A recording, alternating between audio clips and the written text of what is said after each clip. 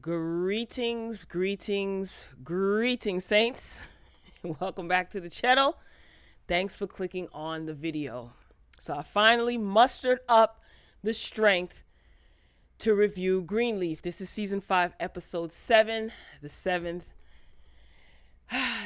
day. So most of you have probably seen the episode by now, so pardon my tone, but for those of you who have not seen the episode, I'll try not to give the ending away. So the episode opens with Darius. We thought Darius was dead and gone, sleeping in his grave, but he's not. Grace and Darius are seen at the police station. So he was in jail.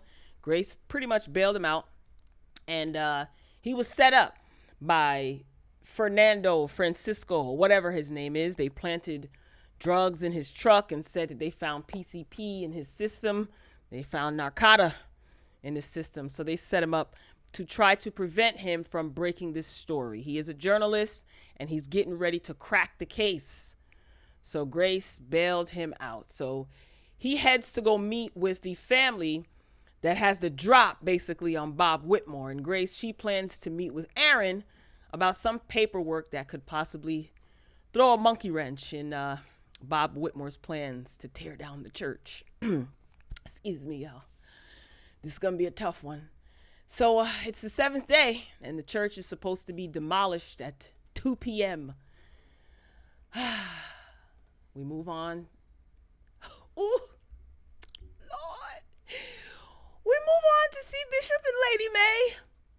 They're in their bedroom, and he brings her breakfast in bed, or so it seems, but it's actually the first ring that Bishop proposed with, the very first time that he proposed to his Lady May. And he wants to basically push up the wedding. He has been stressing them getting remarried the entire season, but May, she wants to hold off. You know, they settle on the date for Flag Day, which I think is the next day. And she wants to make sure that she and James are on one accord. She wants a new beginning. That's May's whole spiel this whole season. No secrets, clean slate. And she brings up that she wants to sell 10 acres of the land on their property and give Tara the money. Bad timing, May. Bad timing. This man is trying to be all romantic, and you know, he brought you breakfast in bed and it was a ring in a box and you were so smitten with the ring. Where did you find this?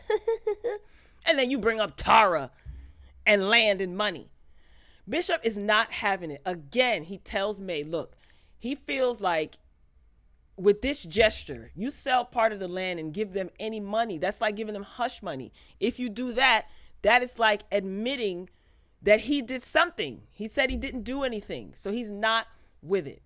So then May feels that since they aren't on one accord, then the wedding will be on Flag Day as previously scheduled. So Bishop, he gets upset. He takes back the ring, puts it back in the box, covers it up, takes the tray, and walks out. And she said, James, I didn't say no. He's like, oh, I know what you said. I know what you said.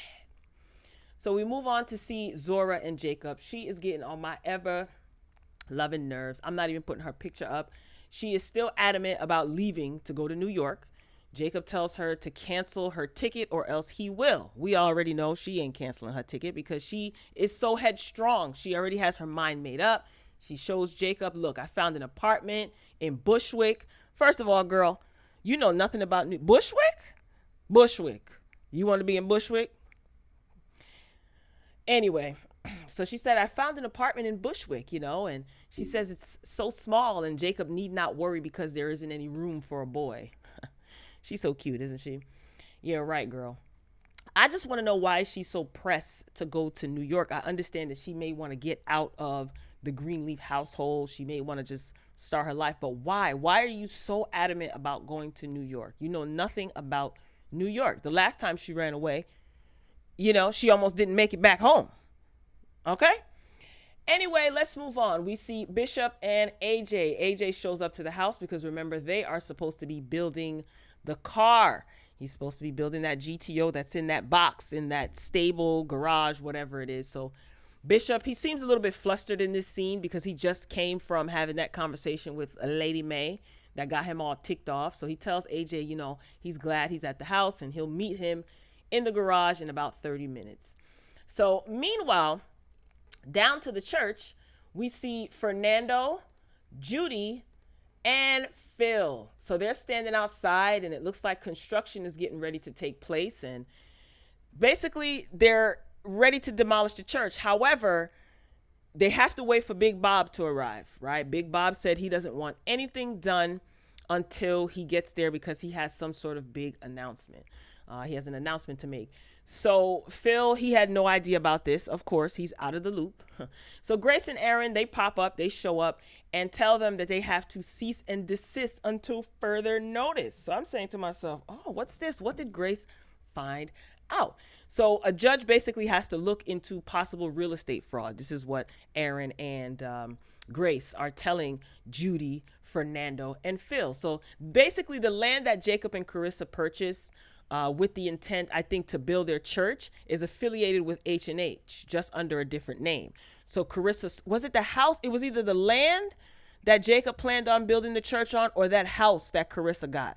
One or the other. I can't remember. Correct me in the comments. Forgive me, y'all. I'm a little flustered. Anyway, so Carissa, remember, she sold the property. And it's affiliated with H&H, but it was under a different name. So Grace says that Jacob is willing to testify that he was not aware of this affiliation with H&H. However, Carissa knew. Did he file for divorce yet? Ugh. So Fernando, he lets Grace know in a sleazeball way that Carissa was comfortable with this fact Carissa knew, and that she enjoyed it immensely. So he's basically referring to when he slept with Carissa. Just nasty. And of course, Phil is standing there looking like a goofy because Judy's like, oh, wait, can I talk to you for a second? She was talking to Phil. So they walk off to talk. Mind you, they're still outside the church. And Phil is just standing there looking stupid, just stupid. So Grace gets on the phone and she calls Jacob. And Jacob claims that Carissa didn't know. And Grace tells him, look, you need to call her and you need to double check and you need to find out, because this could be the difference between this church getting torn down or this church not getting torn down. And we can bust them for insurance fraud or property fraud, tax fraud, something like that. Real estate fraud. Yeah, that's what it was. So Noah, he pulls up. Grace is back at the house. And Noah, he pulls up and he says that he found the caretaker of Mrs. Davis's estate. Now, how did he find the caretaker? I still don't trust that Noah. I'm Team Darius. That Noah, I don't know. All of a sudden, you come back and you have so much information. How did he find the caretaker? But it doesn't matter. So that's a good sign. They found the caretaker, so good. Grace can get on her job and find out what she needs to find out. Meanwhile, oh God, Lady May, here she go, trying to be all righteous and whatnot. She's meeting with Tara. This Lady May, she's really plucking my nerve.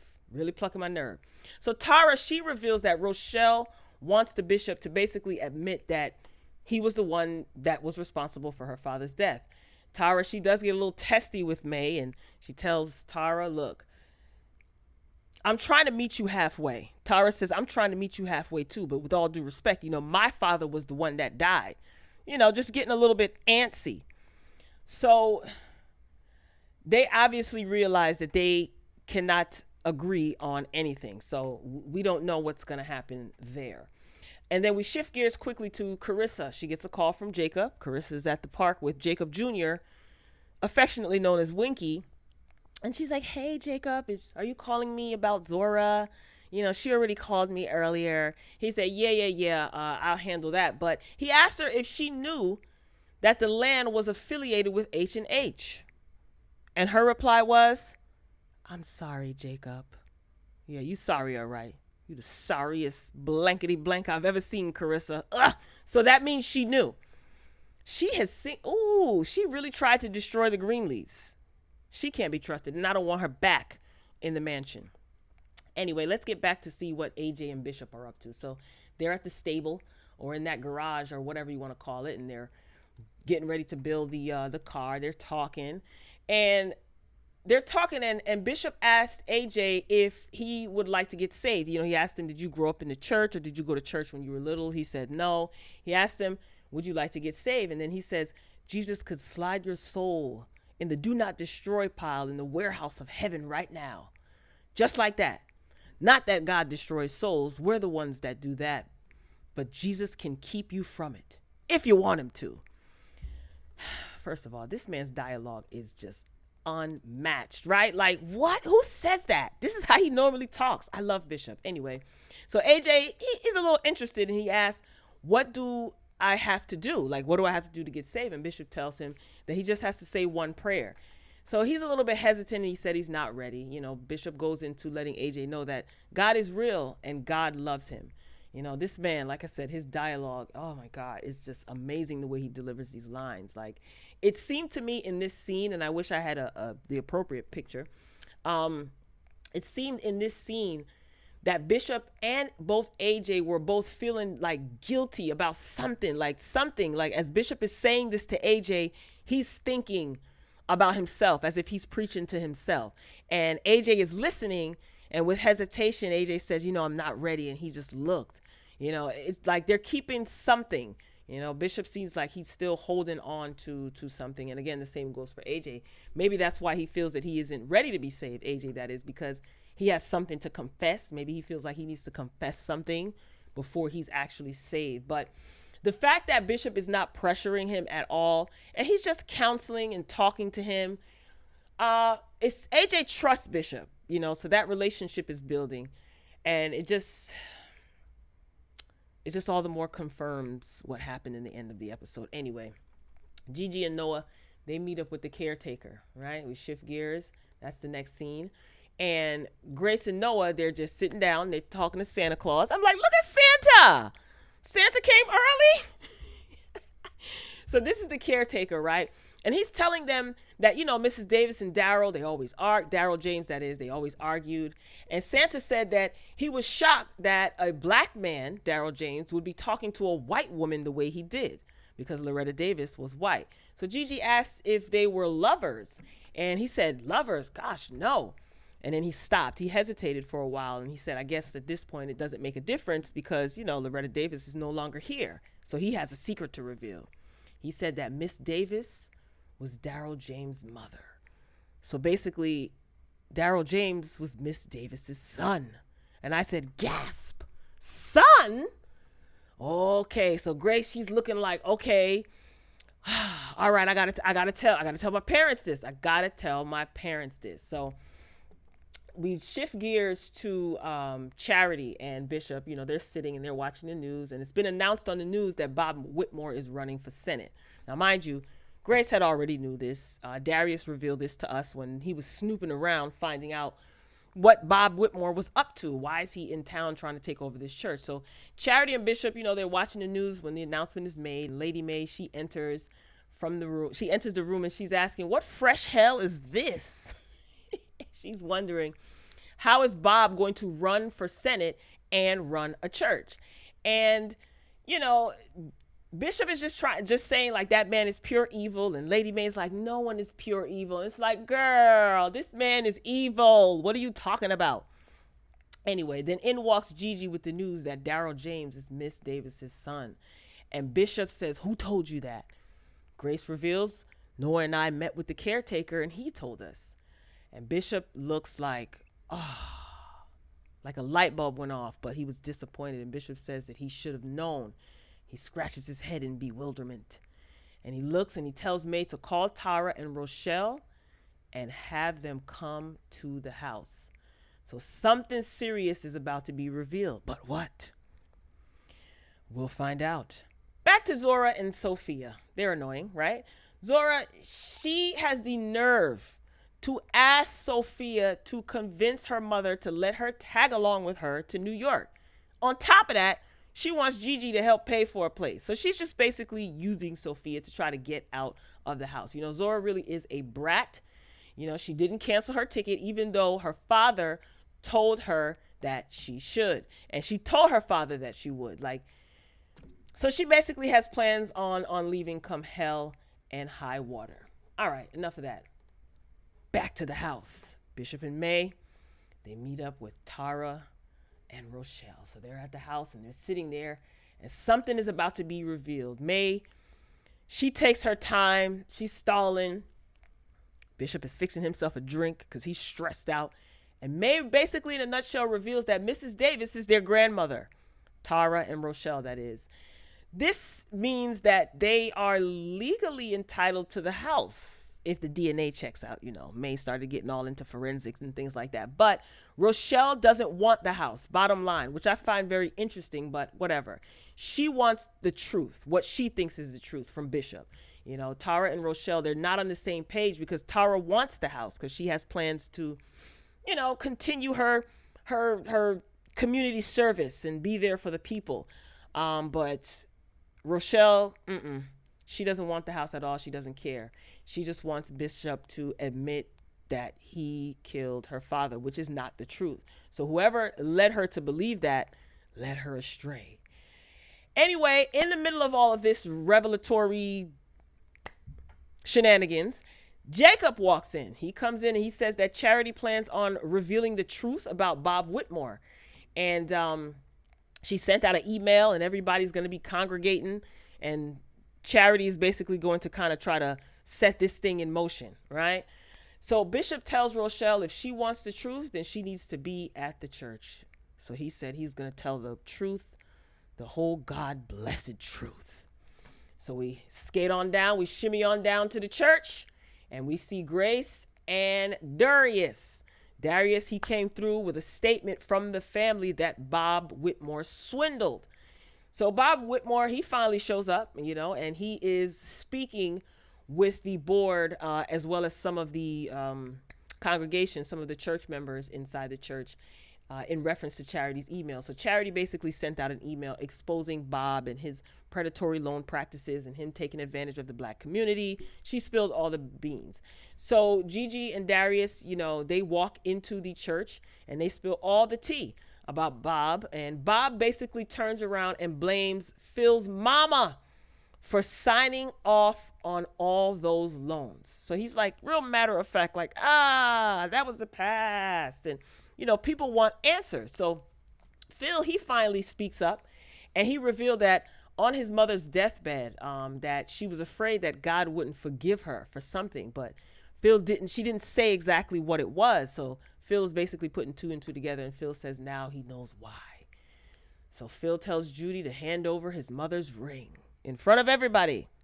What a scandal. And Judy had the audacity, being as lowbrow and classless as she is, actually, she takes the ring off and she drops it on the ground. Ugh, trash. And then Phil, he bends down and picks it up right in front of Charity. So Charity had a front row seat to see him being embarrassed the same way he embarrassed her. Then Bishop walks in as Bob is giving his speech. Bob says, James Greenleaf has led you astray or betrayed you. And then you just hear this robust voice. Yes, I have. So Bishop walks in. He's walking down the aisle. Lady May is holding his hand. You see Sophia, Zora, Jacob. They're all behind him, so they're a united front. And this is just, this drama is so intense. I'm on the edge of my seat at this point. So Bishop, he reveals that he took advantage of the faith that his parishioners basically had in him. And he had good intentions, but he got drunk off of power, basically. So the Whitmores are standing there with Fernando and they're looking, and Bishop's basically telling him, look, I told you, Bob, that your days are numbered. And he revealed that after Miss Davis lost her son, Darrell James, Mac, I have been saying in my reviews that all of this is Mac's fault. He says that Mac suggested that he go and see Mrs. Davis because she was looking to do something good with her money. So Mrs. Davis ended up leaving James the house after she passed away. She put it in her will. And what he did was he used the house as collateral for a loan to purchase the church. And he said he thought about, Darrell James paying the price, but he said that he just basically overlooked it, as he did with many other things. I mean, I can't even capture the brilliance in this man's speech. Keith David, that's his real name. He plays the character of Bishop. If you can look at it on YouTube or if you've seen the episode, you know what I mean. Like the brilliance that he delivered these lines, this scene. This man is the GOAT for real. So Rochelle is there as well in the audience of the church, and he tells Rochelle that, that may not be what she wants to hear, but it's the truth. And Bishop declares that the church that Harmony and Hope is trying to tear down, they won't be tearing it down today. He declared that. He just said that he had good intentions. He said that he wanted to show people what was possible with God. And he said he ended up learning what could happen without him. You better preach that thing, James. He began to get emotional, and so did I. This performance, y'all, was just stellar performance. It was intense. If you're a lover of the arts, even if you're not, just moving. So he just said, he just basically said that I failed you. And Corinne, that's when she stands up and she says, Bishop, you taught us more than that. You taught us a lot. And everyone was showing him so much love. Dude. Bob Whitmore and his peoples, they ended up just walking out of the church. I thought they would have been shamed a little bit more, but it's okay. But the conviction that Bishop spoke with, that's what made them scurry on out that church. Okay. So we see them leaving. They leave out of the church. Good riddance. So the congregation was showing love to him. The rest of the family members, they came up on stage and they hugged him. And Charity awkwardly starts singing Amazing Grace. I was giggling a little bit. It was like, girl, really? But, whatever. I guess it was appropriate for the scene. And like I said, as she's singing, the family joins James on stage and they console him. And in this moment, if you could see the image, he's just finally at peace after confessing all of his sins. So the bottom line is he just got so caught up in the pomp and circumstance, the mega church, the big house, the flashy clothes, the money, and he really had every intention on just leading a good congregation and being there for the people. Fun fact, if you go to Greenleaf's IG page, they have like little snippets and stuff like that. And Keith David said that he always wanted to be a pastor. So when this role came about, this is like a dream role for him. And also another fun fact, he is a graduate of Juilliard. Okay.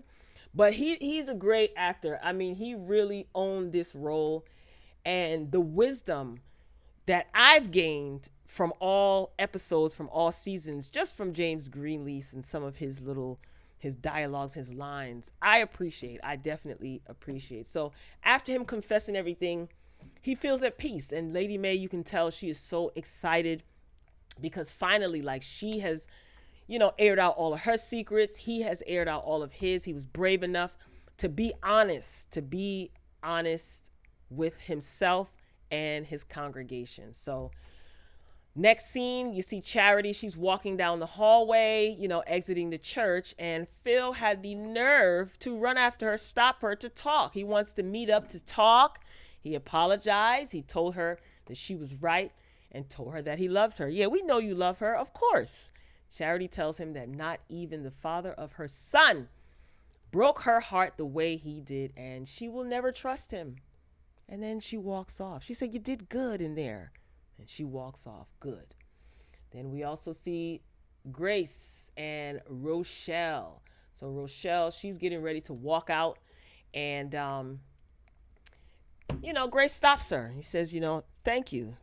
Thank you, Rochelle. And what did she say? I don't even remember what she said. What'd she say?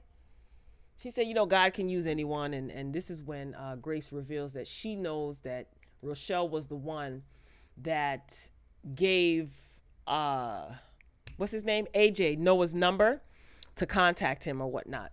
So that's why I think when Rochelle said, I think it was last season when she said, I know what you did in Arizona. This is what she was talking about, I guess, giving her son up for adoption. I thought it might have been something deeper, but I figured that's what it was. And Rochelle is just like, she's content. She said she wanted to know the truth, and Bishop gave her that, and she's content. Now, Rochelle says she don't want the house. Is she going to go away that easy, you think?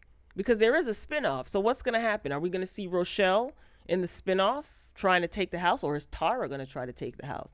because Rochelle said she didn't want it. And what I noticed was when Rochelle walked out and she walked through those doors, did you guys notice that white beam of light? Everything is symbolic in this show. Anyway, moving along. So who is it? Grace and Darius are in the car making out, and he wants to, So she says, we got to take a rain check because Sophia wants to talk to me. So they take, they agree to meet up tomorrow. So Grace, she walks into Sophia's room, and she says, what is it that you wanted to talk to me about? And Sophia confesses, and she says, I'm sorry that I sent those pictures to Dante, and I'll never do anything like that again. So Gigi looks confused, and Gigi says, what pictures? It was at this moment that Sophia realized that she had gotten got. And Zora didn't really tell Gigi the extent of those pictures. Ugh, that little girl gets on my nerves. Meanwhile, in Bishop and Lady May's quarters, okay, we see Lady May. She is getting dolled up in her Fenty Savage negligee, all right? She's spraying on her smell goods.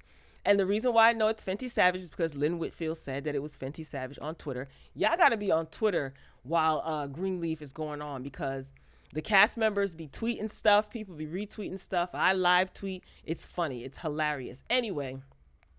So Lady May, I'm like, okay, Lady May, with your negligee on, and Bishop is sitting on the bed in his purple silk pajamas. I said, ew. And May is telling him that they can get remarried tomorrow. No need to wait any longer. May feels good that both she and Bishop basically have confessed all of their sins. So this is a new beginning. Excuse me. So Bishop is sitting there. He's not saying anything, because he can't. He's having a stroke. And May, she starts panicking, rightfully so. She's on the phone calling the police, giving the address. She's calling out. She's like, Grace. She didn't really call out loud. It is a big house, so maybe Grace didn't hear her right away. And he makes the motion to her that he wants a pen, because he was sitting up. He had a book in his lap, and she retrieves the pen, and Bishop writes, I do. Oh. So he basically is saying, I do, as far as marrying her, I do.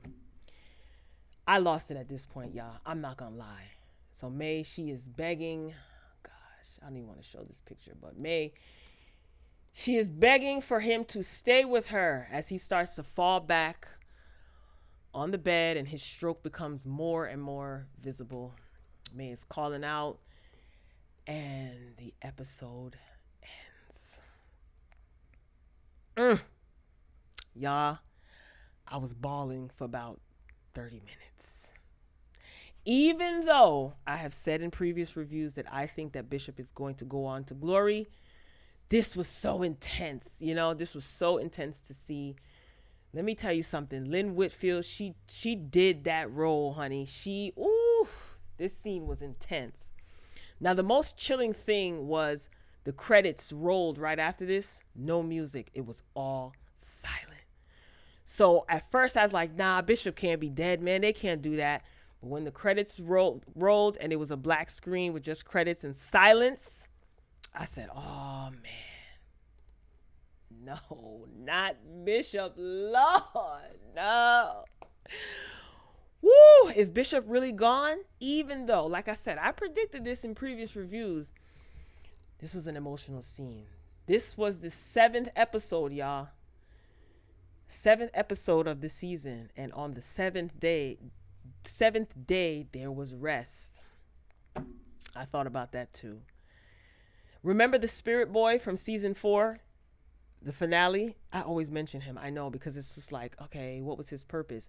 Remember, he said everything has an expiration date. Everything. In my review, when I did the review for season 4, the last episode, in my review, I remember saying that could mean that someone is going to die, or something is going to die. The issues with the church will soon be over. Fast forward, it appears that Bishop has gone home to glory. H&H is no more, and it appears that the Greenleafs might have their church back, right? Oh man, this man is such a good character. Like, this show has an expiration date as well, and it's next week. That's the final episode. Episode 8 is the last episode. So will there be a funeral? Who knows? Oh, Bishop. On Twitter, Keith David, who plays James Greenleaf, he tweeted something about next week's episode being a great one, right? And someone commented, "You dead, Bishop. How is next week going to be great? I'm going to have to take off from work for the funeral." Everybody was emotional about this. Like, this is how you know that his character was a powerful one. Like, his death affected a lot of people, and he is a character on a TV show, you know. But I will say this, he is James Greenleaf. His character is a representative of a wise, strong male figure that some of us have, some of us had, or even long for. Flaws and all, he was a powerful, I feel that he was a powerful representation of the black male father figure. So bravo, Keith David, bravo. We love you, Bishop. And until I see a body, I ain't believing it. Same thing with James St. Patrick from Power, okay? Hell, we ain't even see James Evans from Good Times in his casket. Damn. Bishop, no, wake up. All right, Saints, I'll see you next week for the series finale of Greenleaf. Until next time, peace.